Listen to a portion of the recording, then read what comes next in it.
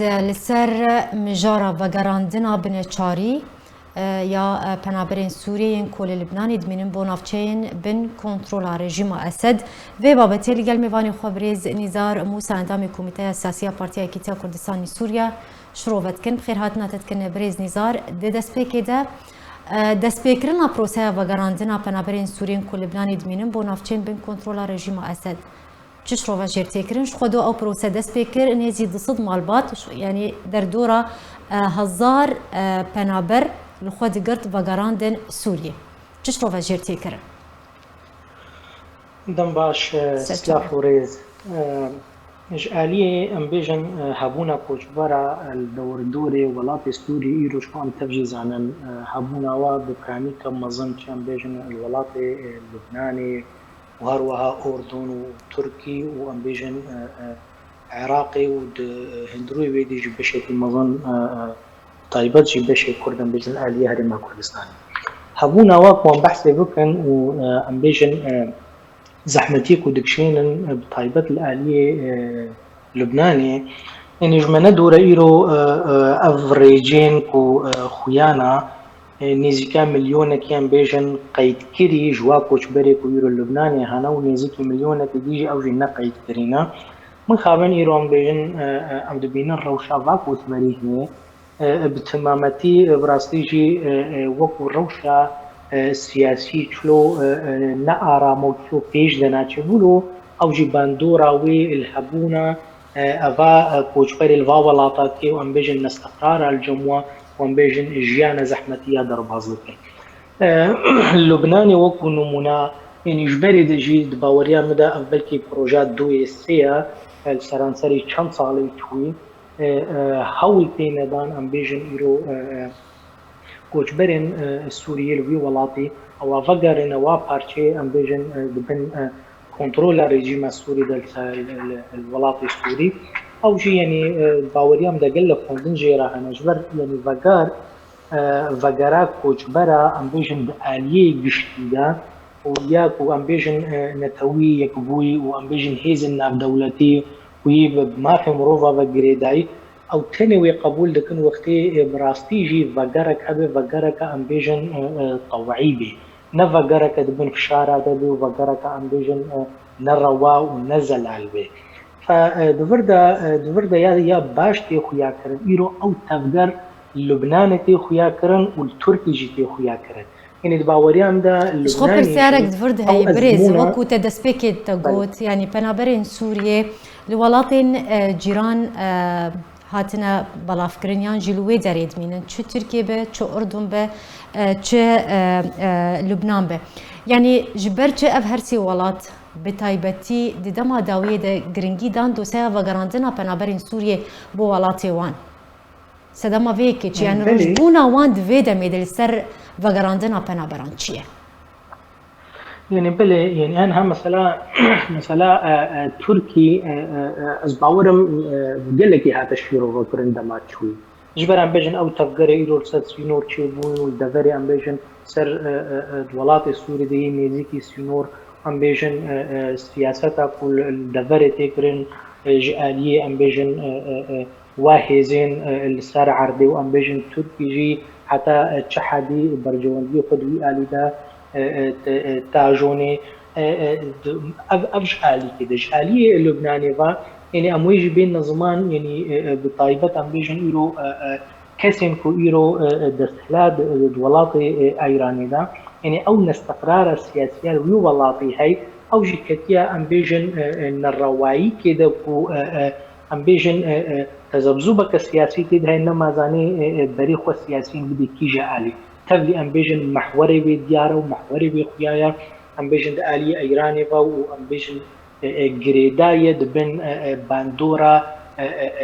الروسي دايا و دوي آلية ام بيجن كو ايران يرو سرفرشتيا ويدكي يعني دوردا دوار لبناني دا قلنا كي ديار دوار دمي شوي دا بلكي راقهاني جي اني زمان كو بن بيكرني كو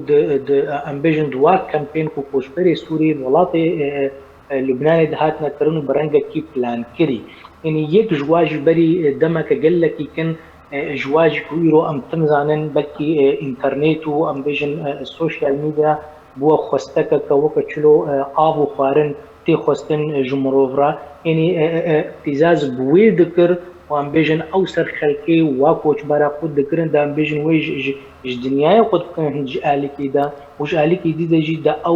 ئەوەی هەستێ بدنەوە ئیدی نەما ژیان لەوێ درێر بێ ینی بڕنگێکی ئیندیرێکت ئەم بێژن ئەوە نەچار بکێ و دە ئالینادا و نەوێ خویاکردن برێز ئەتخۆزم باش لەسەر کێمبوونا گرنگیە بە دۆسەیە سووریە لەسەر ئاستا ناودەوڵەتی لەسەر ئاستا جیهانیش خۆ پشتی شەڕێ ئۆکرانیا ئیدی گرنگی دۆسەیە سووریە کێم بوو نەرینا تە کێمبوونا گرنگیە بە دۆسەیە سووریە لەسەر ئاستا جیهانی پەیوەندیە وێ بە vê دۆسەی هەیە ڤەگەڕاندنا پەنابەران بۆ سووریە علاقەت ئۆرتاوان هەیە بێگومان بەێ بێگومان بەندۆرا وێل سەر vê هەیەش بە ئیرۆ ئەمزانن ئەو ئالیێ ئەو شەرێک و ئەمێ بژن ناوێ ناودەوڵەتی لێبتن ناوبەرا رووسیا و ئەم بێژن هێزێن غەربێدا ینی ئیرۆ رووسیا نەما وەکە بەرێ ڤالێ سەر عەردەی ئەم بێژن باندۆرەکە دیرێک بەندۆرا خوا بەلا بکێ ji ber wilo em bêjin bang didê wa hêzên sanewî wa em bêjin ew hêzî ku alîkar bûn pê re dekaribin hinekî duwarê siyasî de fişar nabikin û duwarê koçbera de hinekî serbilêzin dekaribin vê dema hinê vala neajonin yanî ev dema hinê jî bi vegera lac avê bi em bêjin di alîna de tiştin li ser erdê wirne guhartin دو وقتی کو ایرو دنیا و عالم همو موجوله دوی شره هنو دوی کریزا مازن یا کو سرانسری ولاتا تمامتی یعنی فدور ده جام بیرین هیزه یعنی ایران کاری خود بکن و دبین وی اوی دا خوستکی جیانی نما حاضر کنش کوچبری که لبنانی راهی هر و هر ترکی جی سیاست ایرو تیما شاندن کو ایرو ام بیجن سود جهبونا و کوچبەرە وەرێ گرتن بە تایبەتە فەرد و ئالیێمە ئانی زمان و دبن وێ دەژ ئالیکیدا هەن فشار وەرێکردن فشارنە سیاسی وەرنەکردن و بهتر قەزەنجن سیاسی و قەزەنجێ ئەم بێژن قەزەنجی بهتر مەودانی ژوا وڵاتە وەرگرن و بە تایبەتی وڵاتên ئۆروپی و ئیرۆ بێژن وڵا ئەف کوچبەری هەنێ بوونا بارێکی گران سەرمە و ئاریکاری گەلێک ژوارە بدێ دووەختێک ویرۆ ئەو ئاریکاری بوونا ئاریکارینە پیزازەکە سیاسی مخابن ئەف ژ ئالیکیدا ژ ئالیدی دەژیانی باش پێ خویاکردن ئیرۆ ئەو وڵاتên مەعانی زمان دوا وڵاتەژی کەسێن خودی ئەم بێژن کو ئیرۆ سەر حکومن ئەوەیژی وەکە بێژن مەسێجن سیاسی بە مڵەتی خۆی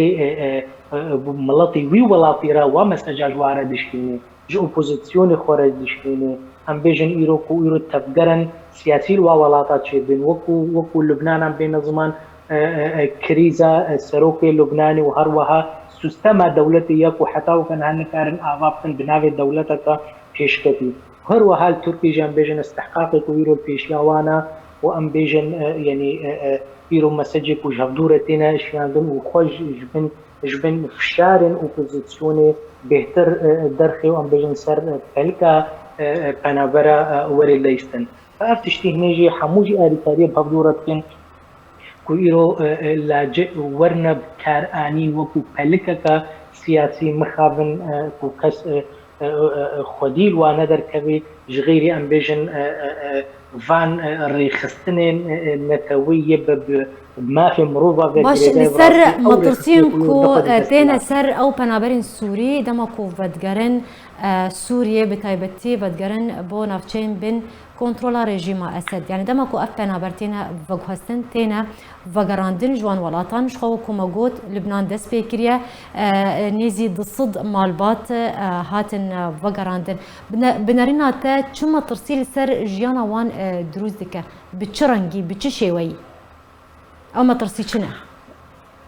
بله مطرسي خود باوريام دا برينها ازمون هنه يعني وگره دا برنگه کی ام بيجن فرديجي وگر چه بوا لی گور راپورا گور گلکی جارنا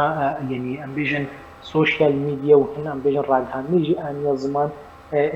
برنگه کی يعني ارمانج وگرا وحبو پشتی وقتی حبونا و چه بول سر دورن کو ایرو بن کنترولا رژیم سوری د طایبت يعني او کس ام بیژن يعني ت سلطنه بو و بحميني وبجديريا وبتجبر ولوجي قال لك رابورت النظمان بجن بن بيكرن در حق وادتي نكرن وبن بيكرن ام بيجن يعني برنجك نسكيننا وجبر ولوجي د باوريام د او بو سدمه بو ايرو تسيستم ناي افاكرن سرانسري ام بيجن خبونا دولتا بتمامتي جيل دوردوري سوري كويرو سيستمك فغراندنيا روا وري افاكرن فجبر ولود باوريام د او خلكي كو ايرو نچارجی بید وگره ته چاره سریل پیشا خوانا بینه وقت چتکی بیشی یک روشا و هرین خرابتر لوا ولاطایا وقت یکی بیشی از الویدری مریمن اولا بلا الویدری مریمن وقت یکی باوریم دا بری خود دی انتحاره. بله زور سپاس جبوی اندام کمیته اساسی پارتی کیتیا کردستانی سوریه بریز نظام موسط میوانی ما زور سپاس لسر اخافتن انت.